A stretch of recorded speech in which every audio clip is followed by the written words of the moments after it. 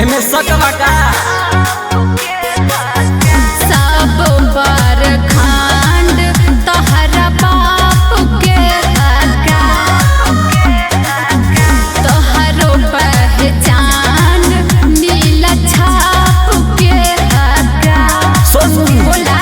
भीम जी के बात होई बात बड़े शान के नीला गमछिया या मोछ पहचान के सारा जिंदगी बीती दे हकापत में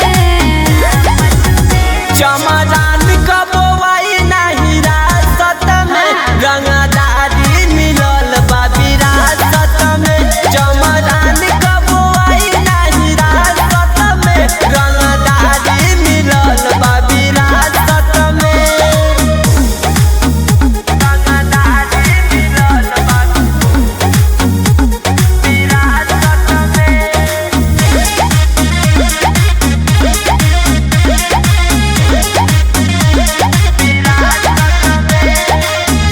रह के अवकात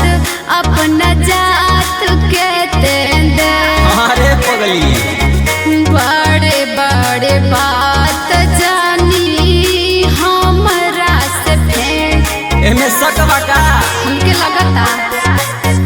रह के अवकात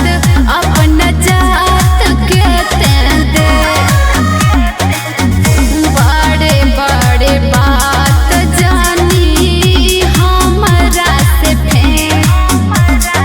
कट्टर चमरान होई देहु को दे बाधा हमरो इतिहास बताइए दौर दादा गौतम गजेंद्र टाइम न लगी धांसत में चमरान कबोई नहीं रासत में रंगदारी मिलल बा विरासत में चमरान कबोई नहीं रासत में रंगदारी मिलल बा विरासत में औकात में रहो बाबू ना तो टंगा जइबे।